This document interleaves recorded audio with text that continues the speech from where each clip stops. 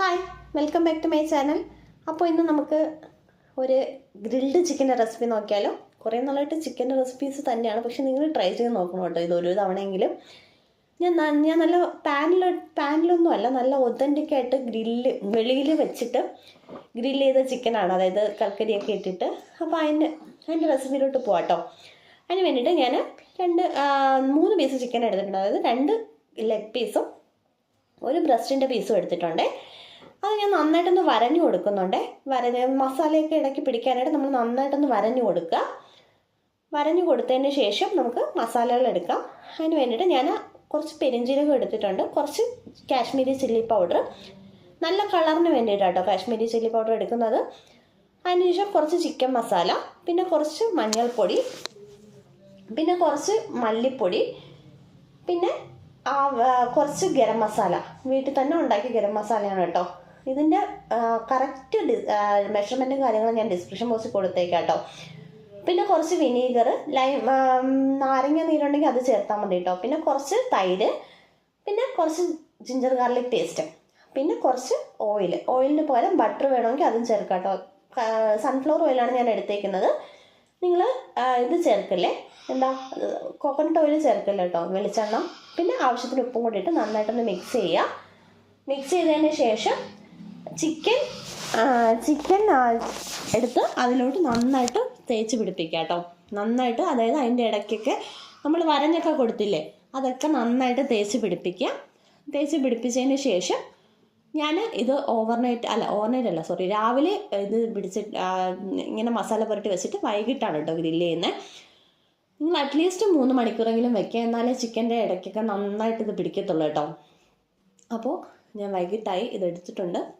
ഞാൻ കണ്ടോ മസാലയൊക്കെ പുരട്ടി നന്നായിട്ട് വെച്ചിട്ടുണ്ട്.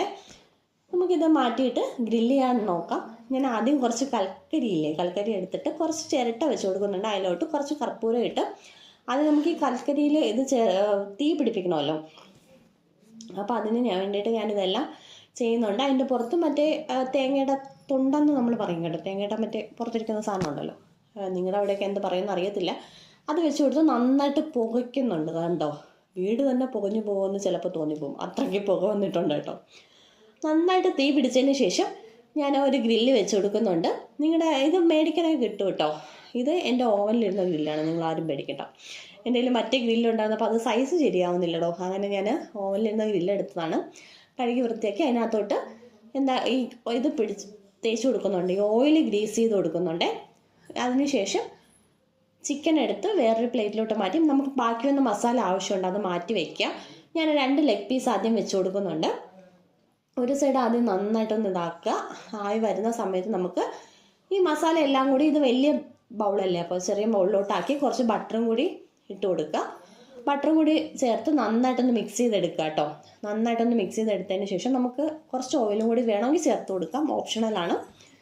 ചേർത്ത് നന്നായിട്ട് മിക്സ് ചെയ്യുക. മിക്സ് ചെയ്തിട്ട് നമുക്ക് ഇത് ബ്രഷ് ചെയ്ത് കൊടുക്കണം. അതായത് ഒരു സൈഡ് ചിക്കൻ ആവുമ്പോഴേക്കും മറ്റേ സൈഡ് ബ്രഷ് ചെയ്ത് കൊടുക്കണമല്ലോ, അപ്പോൾ അതിന് വേണ്ടിയിട്ട് ഒരു സൈഡ് ആയപ്പോൾ ഇത് കാണുമ്പോൾ നിങ്ങൾക്ക് കരിഞ്ഞു പോയെന്ന് തോന്നും, പക്ഷേ കരിഞ്ഞിട്ടില്ല കേട്ടോ. ഞാനും ആദ്യം കരിഞ്ഞു പോയി, അയ്യോ ഇനി എന്ത് ചെയ്യുമെന്നൊക്കെയാണ് ഞാൻ വിചാരിച്ചത്. പക്ഷേ അങ്ങനെയൊന്നുമില്ല കേട്ടോ. നമ്മൾ അപ്പുറത്ത് മറിച്ചിട്ട് കൊടുക്കുമ്പോൾ നമ്മൾ മിക്സ് ചെയ്ത് വെച്ച മസാല ഉണ്ടല്ലോ, അത് ഇതിലോട്ട് പുരട്ടി കൊടുക്കുക. എന്നിട്ട് മറ്റേ സൈഡും കൂടി നന്നായിട്ട് ഗ്രില്ല് ചെയ്തെടുക്കുക. ഗ്രില്ല് ചെയ്തെടുത്തതിന് ശേഷം വീണ്ടും തിരിച്ചിട്ട് കൊടുക്കുക. കാരണം നമ്മളിതിൽ പച്ച മസാലയാണല്ലോ പുരട്ടിയിരിക്കുന്നത്. അപ്പോൾ അത് ഒരു 5 മിനിറ്റ് കൂടുതൽ വേണ്ട കേട്ടോ, ഒരു 3 മിനിറ്റൊക്കെ അതൊന്ന് മസാലയൊന്ന് പച്ചമണം മാറുന്നവരെ ഒന്ന് മറിച്ചിട്ട് കൊടുക്കുക. വീണ്ടും ഇതിൻ്റെ പുറത്ത് പുരട്ടുക, വീണ്ടും ഒന്ന് മറിച്ചിട്ട് കൊടുക്കുക. അത്രയേ ഉള്ളൂ. നമ്മുടെ ചിക്കൻ ഇവിടെ റെഡി ആയിട്ടുണ്ടേ. ഇനി നമുക്ക് ടേസ്റ്റിംഗ് ടൈമാണ്, അറിയാമല്ലോ. ഇത് കണ്ട, ഞാൻ 3 മിനിറ്റ് കൂടുതൽ വെച്ചിട്ടില്ല കേട്ടോ. നമ്മൾ 2 സെന്റ് മസാല പുരട്ടി ഒന്ന് വെച്ച് കൊടുക്കുക, അത്രയേ ഉള്ളൂ. നല്ല കനലുണ്ടാവണം കേട്ടോ, നല്ല കനലുണ്ടായാലും നമുക്ക് ചിക്കൻ വെന്ത് കിട്ടത്തുള്ളൂ. ഇത് കണ്ടോ, ചിക്കൻ റെഡി ആയിട്ടുണ്ട്. ഞാൻ മയണൈസ് പ്രിപ്പയർ ചെയ്തിട്ടുണ്ട് കേട്ടോ. മയണൈസിൻ്റെ വീഡിയോ ഞാൻ ഓൾറെഡി വീട്ടിൽ ഉണ്ടാക്കുന്ന മയണൈസിൻ്റെ വീഡിയോ ഞാൻ ഓൾറെഡി പോസ്റ്റ് ചെയ്തിട്ടുണ്ട്. അതിൻ്റെ ലിങ്കും കാര്യങ്ങളും ഞാൻ ഡിസ്ക്രിപ്ഷൻ ബോക്സിൽ കൊടുത്തേക്കാം, ഒന്ന് കണ്ടു വെക്കുക കേട്ടോ. മയണൈസും കൊണ്ട് പ്രിപ്പയർ ചെയ്തിട്ടുണ്ട്. മയണൈസും ചിക്കനും കൂടി ഞാൻ കഴിക്കാൻ പോവാണ്. അപ്പോൾ കഴിച്ച് നോക്കിയാൽ ചിക്കൻ കണ്ടോ, നല്ല ജ്യൂസി ആയിട്ടുള്ള ചിക്കനാണ് കേട്ടോ. ഞാൻ കഴിച്ച് നോക്കിയപ്പോൾ ഇത്രയും പ്രതീക്ഷിച്ചില്ല, പക്ഷേ സൂപ്പർ ടേസ്റ്റ് ആയിരുന്നു കേട്ടോ. എനിക്ക് കഴിച്ചിട്ട് നിർത്താൻ തോന്നുന്നുണ്ടായിരുന്നില്ല. ഞാൻ കുറച്ചുകൂടി ചിക്കൻ മേടിച്ച് ഗ്രില്ല് ചെയ്താലോ എന്ന് ഇങ്ങനെ ആലോചിച്ചു പോയി. കാരണം അത്രയും ടേസ്റ്റായിരുന്നു. നിങ്ങളൊന്ന് മസ്റ്റായിട്ട് ഇങ്ങനെ ഒന്ന് ട്രൈ ചെയ്ത് നോക്കൂ കേട്ടോ, നന്നായിട്ട് ഇഷ്ടപ്പെടും. അപ്പം ട്രൈ ചെയ്ത് നോക്കിയിട്ട് അഭിപ്രായം പറയണേ. ഓക്കെ.